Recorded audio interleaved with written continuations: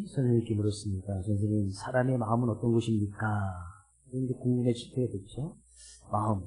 우리 보통 마음이 어디 있죠? 마음이 어디 있죠? 마음이 어딘가요? 사전적인 의미로는 어떤 생각, 의지, 감정이 담겨져 있는 것이 마음이라고 하고 있습니다. 그래서 생각할 때는 생각이 여기 있다는 게 생각은 여기 있다 생각이 해야 돼요. 의지, 결단할 때 보통 머리로 결단하고 또 우리가 어떤 감정을 느낄 때는 감정이 어디에 들어있나요? 그렇죠? 성경에도 마음이라는 단어가 이제 잠언서에 마음이라는 단어가 상당히 좀 많이 쓰여져 있는데 그 마음이라는 단어도 상당히 포괄적으로 기록되어 있습니다. 생각을 의미할 때도 있고 의지나 감정이나 결정을 할 때 이런 마음인데 이 초등학생들 궁금해진대요. 그럼 사람 마음이 그럼 도대체 어떤 것입니까? 이 선생님이 대답을 해줍니다. 사람의 마음은 두 마리 짐승이 사는 곳인데 한 짐승은 좋은 짐승이고 나쁜 짐승이 있는데 좋은 짐승과 나쁜 짐승이 싸우는 곳이다. 그러니까 이 아이가 묻습니다. 그럼 둘이 싸우면 누가 이깁니까? 선생님이 대답하네요. 잘 먹이는 쪽이 이긴다. 잘 먹이는 쪽이 이긴다. 우리도 예수님을 여전히 믿지만 이 가운데 보통 마음하면 좋은 마음이 있을 수도 있고 나쁜 마음이 있을 수도 있잖아요. 생각하면 좋은 생각이 있을 수 있고 나쁜 생각이 있을 수 있단 말이죠. 근데 예수님을 믿는다고 해서 우리 안에 나쁜 마음이 싹 없어지나요? 나쁜 생각이 싹 없어지나요? 좋은 감정만 딱 남고 나쁜 감정이 싹 없어지던가요? 아니란 말이죠. 그러면 우리 삶 끝에 나쁜 생각이 싹 없어지고 이 나쁜 감정, 나쁜 생각이 싹 없어지면 그 사람이 천사는 하나님이죠. 근데 사람은 하나님께 육체의 모습을 살아가고자 육신의 모습을 안겨진 이 사람의 모습은 늘 그것 때문에 공고할 수밖에 없는 거예요. 여전히 예수를 믿지만 좋은 마음, 또 나쁜 마음, 좋은 생각, 나쁜 생각, 또 예수님 믿고 나가는 우리의 기본적인 생각 가운데서는 예수님을 잘 믿고 싶고 하나님의 일을 잘 하고 싶은 기본적인 믿음의 마음이 있지만 여전히 또 반대쪽에서는 그렇게 하지 못하도록 하는 그런 마음이 여전히 존재하다는 말이에요. 이런 이 싸움을 늘 하고 있다는 거죠. 오늘 분말 가운데서도 그럼 그런 싸움 가운데서 어떻게 우리가 승리를 하면서 나갈 것인가 그런 말씀을 좀 살펴보면서 은혜를 좀 나누려고 하는데 1절 말씀에는 너희 중에 싸움이 어디로부터 다툼이 어디로부터 나느냐 너희 지체 중에서 싸우는 정욕으로부터 나는 것이 아니냐. 지금 이 야고보서는 이 야고보서는 예수님의 동생 야고보가 썼는 건데 이 야고보가 믿는 사람들에게 많은 사람들에게 믿는 사람들에게 기본적으로 편지를 써서 보내는 것이 야고보서잖아요. 기본적으로 믿는 사람들에게 쓴 서신서란 말이죠. 근데 그들에게 서신서를 보내는데 그들 안에 막 싸움이 있고 다툼이 있었습니다. 뭐 비슷한 단어긴 하지만 싸움은 어떤 국가 간의 큰 전쟁을 치르는 아주 큰 싸움을 이야기하고 있고 다툼은 그거보다 좀 규모가 잦은 분쟁을 뜻하기도 합니다. 어쨌거나 크고 작은 싸움들이 믿는 사람들의 삶에 막 일어나고 있었단 말이죠. 믿지 않는 사람들의 싸움이 이야기하는 것이 아니에요.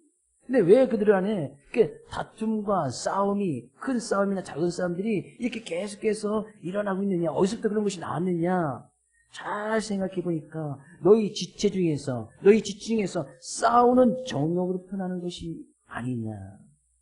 그러니까 사람들은 기본적으로 이런 기본적인 정욕 어떤 육신의 정욕 들어봤잖아요. 우리 육체가 기본적으로 원하는 본능, 이것이 육체의 정욕이거든요. 근데 그 육신의 정욕 가운데는 서로 뭐 싸우고 싶은 이런 정욕도 있단 말이죠. 싸우고 싶다는 것은 뭔가 내가 꼭 이 다른 사람들과 싸워서 뭔가를 얻고 쟁취하려고 하는 그런 기본적인 정욕들이 사람은 누구나 다 갖고 있단 말이에요. 쉽게 예를 들어서 누가 나와서 욕을 하고 싸움을 붙여오면 우리도 기본적으로 싸우고 싶잖아요. 그죠? 누가 나한테 욕을 하는데 같이 그냥 욕만 듣고 있을 사람은 거의 없단 말이에요. 누가 와서 시비를 걸면 같이 거의 마땅해서 싸우고 싶은 그런 기본적인 정욕은 다 있다는 거예요. 예수님을 믿는다고 해서 우리의 육신의 정욕이 완전히 없어지는 것이 아니다.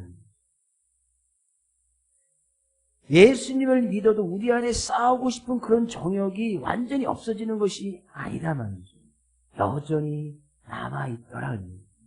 그래서 예수님을 믿으면 그것이 죄인 것이 깨달아지고 내가 그 죄 때문에 그 죄를 따라가는 죄인된 자기의 모습을 발견해서 예수님 믿으면 다 주님 나는 죄인입니다 라고 고백하는 거예요. 예수님 믿어도 여전히 죄된 모습이 남아있단 말이죠. 근데 그 죄를 따라가는 그 죄를 범하는 것이죠. 죄를 짓는단 말이죠. 그러니까 우리 안에 예수님 믿는 우리의 육신 안에 죄가 있는 것은 당연합니다. 그 죄가 있는 것이 이제 세상 사람들은 그것이 죄인 줄 모르니까 죄인이라고 고백을 하지 않지요. 그래서 세상 사람들에게 당신 죄인입니다 이야기하면 내가 왜 죄인이냐고, 특별히 범죄한 것도 없는데 죄를 지은 것도 없는데. 근데 예수님 믿는 우리들은 기본적인 그 죄가 있는 것이 깨달아진단 말이죠. 그래서 내가 그 죄 때문에 죄를 범할 수 있단 말이에요. 그럼 다른 사람이 사회적으로 도둑질하고 막 강도질하고 살인한 이것도 무슨 죄를 범한 것이지만 내 안에 있는 그 기본적인 죄를 나의 삶 가운데 범하는 것, 그래서 내가 그 죄된 모습을 따라갈 수밖에 없는 죄인된 모습이 발견해야 되지, 그것이 보이지기 때문에 우리는 예수님 앞에 죄인이라고 고백한단 말이에요. 바울사도도 고백했던 거 아니겠습니까? 바울사도 하나님을 자기가 원하는 거는 하나님을 잘 믿고 잘 섬기기 원하는데 자기 안에 또 다른 죄가 있어서 하나님을 온전히 섬기지 못하고 말씀을 따라가지 못하는 그 자신을 발견하거든요. 되돌아보니 말씀을 잘 따라간 것이 아니라 쭉 되돌아보니 제가 원하는 방향대로 자기가 그 삶을 살아갔던 자기 자신을 보면서 나는 공고한 사람이구나. 나는 왜 내가 원하는 내 속사람이 원하는 그 하나님을 잘 믿고 하나님의 말씀을 잘 따라가지 못하는가. 그 죄에 이끌려 살아갔단 말이에요. 그 유명한 바울사도가 한 고백 아니겠어요? 근데 이 곤고한 모습이 우리 삶 가운데 늘 있잖아요. 우리 지난 한 주간도 잘 삶을 되돌아봐도 하나님을 잘 믿고 말씀대로 살아가는 부분이 훨씬 더 많습니까? 아니면 내 안에 있는 그 제가 원하는 육신의 정욕이나 싸우는 정욕에 이끌려서 그 욕심과 정욕을 이끌림 받아서 그렇게 살아갔던 것이 훨씬 더 많습니다. 우리는 늘 이 가운데 서 있으면서 늘 이 싸움을 하고 있다는 거예요. 근데 지금 믿는 사람들 가운데서 지금 야고보서가 이야기하기를 너희 가운데 왜 다툼과 싸움이 일어나느냐. 그들 안에 있던 싸우는 정욕이 그냥 그들 삶 가운데 막 표출이 되다 보니까 그들 가운데 늘 싸움과 다툼이 있을 수밖에 없었던 거예요. 야고보 이야기하죠. 왜 싸우는 정욕에 이끌려서 그 정욕을 이기지 못하고 실제적으로 있는 사람들 치고받고 다투고 막 분쟁하는 그런 일들이 있느냐. 너희 안에 있는 그 싸움과 다툼, 너희 안에 이 싸우는 정욕을 이기지 못해서 그런 것이 아니냐. 2절에서도요. 너희는 욕심을 내어도 얻지 못하며 살인하며 시기하여도 능히 취하지 못하므로 다투고 싸우는도다. 그들 안에 있던 이 욕심. 욕심이 있는 그 자체는 문제가, 그것이 죄이지만 그 욕심이 있는 그 자체는 문제가 되지 않아요. 우리도 욕심이 있잖아요. 기본적인 본능이 있단 말이죠. 욕심이라는 것이 뭐예요? 쉽게 욕심이라는 거 아니, 내가 배가 고프면 뭔가를 먹어야 되잖아요. 그것이 욕심이거든요. 근데 그 욕심이 있다고 해서 그것을 죄라고 이야기하지는 않는단 말이죠. 근데 그 죄를 범하는 것은 내가 배가 고픈데 그냥 내가 집에 있는 거 잘 차려 먹으면 될 텐데 그냥 그 욕심에 못 이겨서 남의 것을 도둑질해서 먹는다? 그건 죄를 범하는 거예요. 죄는 이때 죄를 범하는 거란 말이죠. 그래서 범죄라고 하죠. 범죄. 죄를 범했단 말이죠. 그래서 그것이 발각이 되면 사회적으로도 그에 대한 처분을 받습니다. 남의 것을 도둑질해서 뭔가를 먹으면 그런데 이 심판을 받고 재판을 받고 처벌을 받는단 말이죠. 그러니까 사람들도 세상 사람들도 아는 기본적인 죄. 근데 믿는 우리들은 그것이 기본적인 꼭 내가 죄를 범한 것을 세상 사람은 죄라고 이야기하지만 우리는 그 욕심이 있는 그 자체가 죄란 말이죠. 그 죄가 내가 행동으로 나타나서 죄를 범했을 뿐이에요. 근데 세상 사람들이 죄를 범한 것을 죄라고 이야기하지만 믿는 우리들은 그 자체가 죄예요. 욕심이 있는. 근데 그 욕심이 있고 정욕이 있고 있는 그 자체는 문제가 되지 않아요. 근데 그것이 나의 삶 끝에 표출이 돼서 삐집고 나와서 내가 욕심을 내고 또 심지어 뭐예요? 살인하며 시기하여도 뭐 살인한다는 그 뒤에 부분에서 이야기하고 있지만 꼭 다른 사람들을 육체적으로 생명을 가는 것이 아니라 요한일서도 이야기하고 있듯이 그 형제를 위하는 자마다 살인하는 자니 살인하는 자마다 영생이 그 속에 거하지 아니하는 것을 너희가 아는 바라. 형제를 미워하는 것이 곧 살인하는 것이라고 이야기합니다. 그러니까 그들 안에 미움이 가득했단 말이죠. 그러니까 미우니까 서로 싸우고 다툴 수밖에 없는 게 아니겠어요. 미운 사람끼리 서로 다투고 싸우지 서로 좋아하고 사랑하고 좋은 관계에 있으면 싸우지 않습니다. 그들 안에 그냥 다른 사람 정말 죽이고 싶은 그런 미움이 가득 차 있었단 말이죠. 근데 그 미움이 있는 것은 그 자체는 문제가 되지 않아요. 왜? 그것도 사람들이 가지고 있는 감정 가운데 하나니까 미움의 감정이 있을 수 있잖아요. 우리가 좋은 감정 있고 나쁜 감정이 있듯이 미움의 감정이 있을 수 있단 말이죠. 예수님 믿어서 우리가 미움의 감정이 싹 없어지느냐? 그렇지 않잖아요. 시기하는 감정이 싹 없어지느냐? 질투하는 감정이 싹 없어지느냐? 그건 감정이 없는 사람이지. 동물이거나 천사나 하나님이겠지. 예수님 믿어서 이런 미움의 감정이 남아있단 말이죠. 그렇기 때문에 죄인인 거예요. 근데 이 미움의 감정이 그 미움의 감정이 다른 좋은 감정을 이기고 삐집고 나와서 그냥 이 미움의 감정이 막 표출이 돼버리는 거예요. 그러니까 그것이 겉모습으로 싸움으로 다툼으로 보여지는 거예요. 싸우고 다툴 수밖에 없는 거예요. 야고보서 지금 이야기하는 건 있습니까? 너희들 욕심을 내어서 미워해서 시기해서 무언가를 얻고자 하고 무언가를 취하고자 하는데 그러니까 욕심을 내는 이유는 뭔가 더 얻기 위해서 그런 거 아니겠어요? 뭔가 더 취하려고 뭔가 더 성취하려고 그렇게 다른 사람을 미워해서 내가 더 욕심을 부려서 더 많은 것을 얻고자 하지만 그래서 얻어지느냐? 그래서 취할 수 있느냐? 성취할 수 있느냐? 쟁취할 수 있느냐? 이것은 세상적인 방법 아니에요.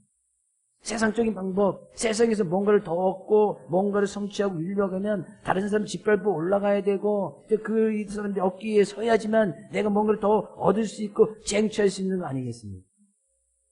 근데 이런 모습들이 믿는 사람들의 모습 속에서 여전히 있었다는 거예요.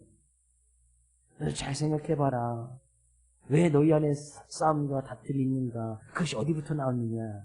라는 것은 너희 안에 있는 너희 마음속에 있는 그런 싸우는 정욕, 싸우는 정욕이 기본적으로 있을 수 있지만 그런 싸우는 정욕과 욕심과 미움과 시기, 질투, 나쁜 감정, 나쁜 의지, 나쁜 생각들이 그것을 삐집고 올라왔기 때문에 너희들이 그렇게 싸움과 다툼이 있는 것이 아니냐. 우리 일상 끝 한번 잘 생각해 보십시오. 내가 누군가씩 만약에 지금 싸우고 있다. 그럼 왜 싸웁니까? 뭔가를 얻고 쟁취하기 위해서 싸우는 거 아니겠어요? 근데 그 싸우는 이유를 잘 들여다보면 내 안에 싸우는 정욕이 있기 때문에 그것이 막 삐집고 올라왔기 때문에 그것이 올라오지 않았다면 싸우지 않겠지. 나쁜 감정이 좋은 감정을 뚫고 올라왔기 때문에 그 나쁜 감정이 막 표출되는 거 아니겠습니까? 화를 내고 분을 내고 미워하고 시기하고 그런 모습들을 4절 말씀이 이렇게 이야기해요. 4절 말씀 같이 한번 읽어볼게요. 가늠한 여인들아 세상과 벗된 것이 하나님과 원수됨을 알지 못하느냐. 그런즉 누구든지 세상과 벗이 되고자 하는 자는 스스로 하나님과 원수됩니다. 그것이 간음한 여인이라고 이야기해요. 간음이라는 것이 뭐예요? 우리가 실제적으로 간음이라는 뜻을 잘 알고 있지 않습니까? 근데 이것은 실제적으로 그의 삶 가운데서 간음의 행위가 있었다는 것이 아니에요. 그는 이것은 이 성경적인 영적인 의미로, 말씀적인 의미로 하나님께서 그들이 하나님 믿는 자녀의 모습으로 하나님을만 믿고 하나님을 의지하는 자녀의 모습으로 살아가기를 원하고 그의 하나님께서 그를 부르시고 택하여 주셨는데 그 하나님을 사랑하지 못하는 모습이 있는 것을 갖다 간음된 사람이라고 이렇게 표현하고 있는 거예요. 성경에서 그들은 하나님과 우리의 관계를 부부 관계나 부모와 자녀의 관계를 이야기하는 것이 많습니다. 그 부부 관계를 이야기하는데 부부가 살면서 이 남편이나 아내가 같이 살면서 이 아내가 다른 남자를 좋아하고 남편이 다른 여자를 좋아합니다. 그게 이제 간음이잖아요. 근데 하나님의 입장에서 볼 때 지금 그들이 지금 믿는다고 하는 그들이 이 싸우는 정욕과 욕심과 그냥 미움으로 인해서 그들 안에 다툼이 있고 싸움이 있는 그런 모습이 간음했던 영적으로 간음한 그런 모습과 갔었단 말이에요. 그래서 간음한 여인들아 세상과 벗된 것이 세상이 원하는 방법으로 그렇게 살아가는 것이 하나님과 원수되는 것을 너희가 왜 알지 못하느냐. 그것은 곧 하나님과 원수되었다는 것은 하나님과 곧 멀어지는 것이다. 원수라는 것은 반드시 제거에 대해서 없어져야 될 대상이 원수잖아요. 쉽게 앞에서 살인하여서 정말 다른 사람들을 미워하는 그 사람이 원수잖아요. 원수는 멀리 있지 않다고 분명히 말씀드렸습니다. 그냥 내가 미워하는 그 사람이 원수예요. 그냥 없어져서 제거해야 될 대상, 그러니까 내 눈앞에서 사라졌으면 좋겠다고 생각하는 그 사람이 원수란 말이죠. 그럼 멀리 있지 않잖아요. 근데 그것이 곧 하나님과 원수되는 것이다. 내가 세상 사람들이 하는 그런 방법의 모습을 가지고 그냥 욕심대로 정욕대로 그냥 미워하고 시기하고 질투해서 무언가 얻으려고 쟁취하면서 막 서로 믿는 사람들끼리 다투고 싸우는 모습들은 하나님과 곧 원수된 모습이다. 그것이 영적으로 가늠한 모습입니다. 우리는 늘 그런 속에서 살아가고 있지 않느냐는 여전히 우리 안에 있는 이 악한 생각, 악한 의지, 악한 감정, 나쁜 감정 속에서 그것을 이기지 못해서 그냥 그것이 막 뚫고 나와가지고 그냥 그것 때문에 막 뭔가 얻으려고 하고 막 쟁취하고 막 살아가면서 막 싸우고 다투는 모습은 영적으로 가늠하는 것이다. 하나님과 원수된 것이다라고 이야기하는 거예요.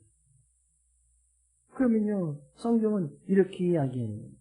5절 말씀 가서 보니까 너희는 하나님이 우리 속에 거하게 하신 성령이 시기하기까지 사모한다신 말씀을 헛된 줄로 생각하느냐. 네. 하나님이 우리 속에 거하게 하신 성령. 우리 기본적으로 예수님 믿으면 성령을 받습니다. 그럼 성령이 받았다는 성령이 우리 안에 내주하고 계신단 말이죠. 근데 이 성령님이 내 안에 내주하고 계시다는 그 증거는 내가 예수님을 그리스도로 고백할 때 성령이 아니고는 예수님을 나의 주로 고백하지 못한단 말이죠. 성령이 내 안에 내주하고 계심을 믿으시는 분, 아멘. 성령이 예수 믿으면 내가 예수님을 그리스도 고백하는 것은 내 의지를 대주는 것이 아니에요. 내 안에 계신 성령님이 함께하고 계시기 때문에 그 성령 때문에 예수님을 나의 구세주, 주라고 고백한단 말이죠. 예수 믿으면 그 하나님의 영 대신 성령님 우리 안에 계십니다. 근데 그 성령님은 우리가 좋은 마음, 좋은 생각, 좋은 뜻, 좋은 감정을 가지실 때 성령님께서 늘 원하시고 그렇게 살아라고 이야기하겠죠. 근데 여전히 반대쪽에는 죄라는 부분이 남아있어서 사단은 그 죄의 부분을 계속 건드려서 죄를 짓도록 한단 말이에요. 나쁜 생각, 나쁜 감정, 나쁜 뜻. 사단은 늘 이 죄를 건드리는 거예요. 성령이 우리 안에 거하고 계시지만 여전히 죄라는 것도 우리 안에 있단 말이죠. 근데 우리가 이 죄라는 것이 막 더 커가지고 죄라는 것이 이 죄를 짓는 욕심과 미움과 시기와 질투와 화와 분냄을 통해서 막 싸움이 일어나고 다툼이 일어나는 그런 모습을 볼 때에 내 안에 다른 편에 계신 이 성령님께서는 뭐 하신다고요? 성령님께서는 시기하기까지 사모한다는 말씀을 헛된 줄로 생각하느냐. 그런 모습을 볼 때 내 안에 계신 성령님이 시기한다는 거예요. 시기하는 거예요. 시기라는 것이 어디서 나타나는데 간음할 때 이런 시기 모습이 나타나는 거 아니겠어요? 그러니까 내가 정말 사랑하는 사람이 있는데 그 사랑하는 사람이 다른 사람을 사랑해요. 그때 이제 시기와 질투가 나타나는 것이고 내 안에 계신 성령님이 그런 감정과 그런 모습으로 우리에 대해서 그렇게 생각하고 있단 말이에요. 하나님의 자녀들이 하나님의 백성들이 하나님을 잘 믿고 섬겨 나가기를 성령님께서 원하시고 그렇게 성령님도 우리 안에서 탄식하면서 간구하고 계신데 그런 우리들이 이 죄라는 것 때문에 이 죄를 못 이겨서 죄라는 것을 막 짓고 죄를 범하고 싸움과 다툼이 일어날 때 성령님은 시기하기까지 정말 안타깝고 탄식한 모습으로 우리에서 여전히 간구하고 있더라는 거예요. 그 성령님은 뭘 원하시는 거예요? 성령님은 너희들이 하나님의 자녀다운 모습으로 이 죄라는 것이 있지만 죄를 이겨나가길 원하고 좋은 생각, 좋은 뜻, 좋은 감정으로 그 좋은 하나님의 말씀을 가지고 그것을 말씀에 귀한 열매를 맺으면서 살아가기를 원하는데 그것에 못 이겨서 그냥 죄라는 것을 이겨나가는 그 모습을 볼 때 사단이 성령님께서 너무나 탄식하고 정말 그런 우리를 정말 시기하는 그래서 성경 가운데서는 출애굽기나 신명기서야 그런 하나님은 질투하는 하나님이시다 이렇게 표현하는 것이 많습니다. 하나님께서 원하시는 것도 하나님의 자녀된 우리들이 하나님만을 사랑하고 하나님을 더 사랑하기를 원하시는 하나님의 마음, 그 질투하시는 하나님이거든요. 근데 그랬던 우리가 하나님을 더 사랑하지 아니하고 세상을 더 사랑하고 또 죄를 더 사랑하여서 죄를 짓는 그런 모습을 볼 때 하나님은 우리에 대해서 질투하시는 하나님, 질투하시는 하나님이다. 하나님과 우리의 관계를 그렇게 표현하고 있단 말이에요. 하나님께서 얼마나 우리를 사랑하시는지 성경은 이야기하고 있습니다. 그래서 저는 우리 모든 분들이 진정으로 하나님께 우리 안에 계신 성령님과 질투하시는 하나님이 우리를 향해서 질투하지 아니하고 우리 안에 계신 성령께서 시기하지 아니하도록 하나님의 말씀을 따라가고 우리 안에 분명히 좋은 감정, 좋은 뜻, 좋은 말씀을 주신 좋은 것을 알아가신 그 말씀을 따라 지켜나가기 부족함이 없는 우리 귀한 성도들 될 수 있기를 주의 이름으로 축복을 드립니다. 그럼에도 불구하고 우리는 여전히 멀리도 가지 말고 지난 한 주간 봐도 여전히 죄를 지었잖아요. 죄를 지었다는 것은 죄가 있다는 것은 뭐 육체의 지체의 모습을 가지고 있으면 당연히 있지만 그 죄가 표출이 됐단 말이죠. 집에 나쁜 감정이 표출이 됐어요. 막 분을 냈다든지 화를 냈다든지 이게 죄를 지은 거거든요. 아니면 남의 것을 도둑질했다든지 아니면 남을 미워했다든지 미움의 감정이 있는 것은 문제가 되지 않지만 미움이 그것들 막 표출이 됐어요. 그래서 누군가 싸웠다든지 다퉜다든지 그럼 죄를 그것은 지은 거란 말이죠. 우리는 세상 사람들에서 우리가 화를 내고 분을 냈다고 해서 우리가 어디 재판을 받거나 심판받지는 않잖아요. 화를 바로 냈다고 해서 법정에 끌려가가지고 화냈으니 벌금 500만 원 내십시오 이렇게 하지 않잖아요. 누구나 다 화를 내니까. 근데 그 화를 낼 수 있는 그런 나쁜 감정들을 가지고 있는 그 자체가 죄고 성경은 그것을 표출되었을 때 그것은 죄를 지었다고 이해하는 거예요. 그러니까 세상적인 죄를 짓는 것하고 성경에서 죄를 짓는 것하고 좀 차이가 있죠. 근데 그것이 좀 더 악화되어서 막 화를 내고 분을 내서 거기서 그치는 것이 아니라 그것을 해서 다툼이 일어나고 싸움이 일어나서 다른 사람들을 해하거나 이제 다른 사람들이 어떤 피해를 줬을 때 세상 사람들이 그때서야 그것을 죄를 범했다고 하는 거예요. 다른 사람들에게 피해를 줬거나 그래서 다른 사람을 다치게 했거나 그것을 해서 다른 사람을 죽였거나 그래서 죄를 범했다고 이야기하지만 성경은 벌써 그 이전에 죄를 범한 거예요. 여전히 우리는 지난주에 죄를 범하고 살았어요. 그럼 우리가 거기서 끝나야 되느냐? 아니에요. 6절 말씀이 이렇게 이야기해요.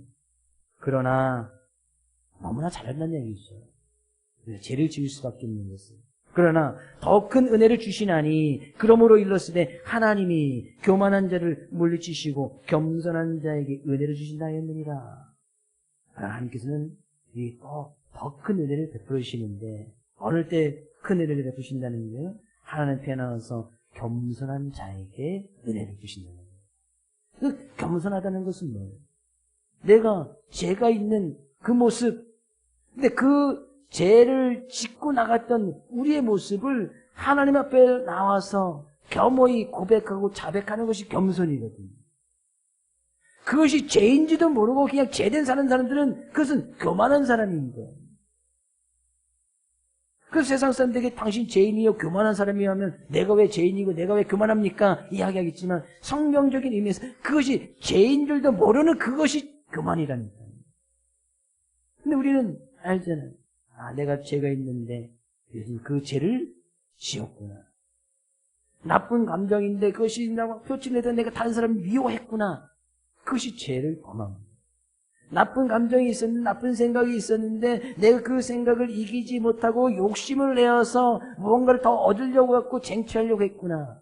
죄를 범한 거예요. 내가 그 나쁜 감정을 이기지 못해서 다른 사람에게 막 화를 내고 버럭 그냥 불 막 쏟아내고 그 때문에 막 말다툼이 있었고 싸움이 있었고 다툼이 있었고 죄를 범한 거예요. 그렇게 연약한 우리의 모습들을 주님 앞에 나와서 겸허히 자백하고 고백하는 것이 겸손이에요. 하나님께서는 큰 은혜를 주신다는 거예요. 큰 은혜가 뭐예요? 그럼 자백하고 고백하면 하나님께서는 용서해 주시겠다는 것이에요.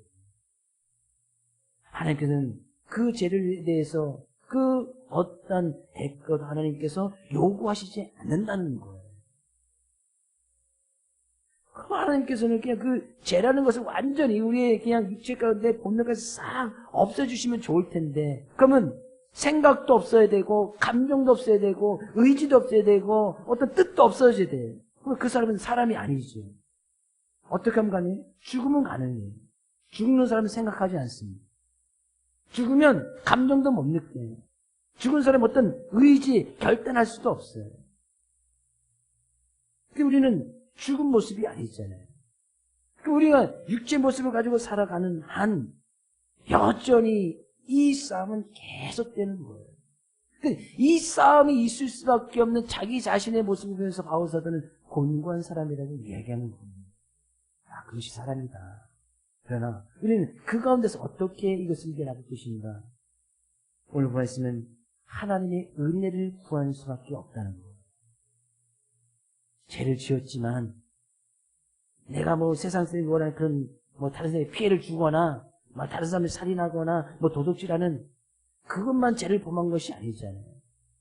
다른 사람을 미워했거나 욕심을 부렸거나 화를 냈거나 분을 냈거나 그것이 죄를 범한 것이고, 그럴 수밖에 없는 우리의 연약한 모습을 주님 앞에 나올 때마다 고백하고 자백하고 겸손한 모습으로 나갈 때에 그것이 겸손이거든요. 하나님께서는 그 은혜를 베풀어 주시사 내가 다시는 고백하고 자백한 것을 기억하지 않겠다 이야기합니다.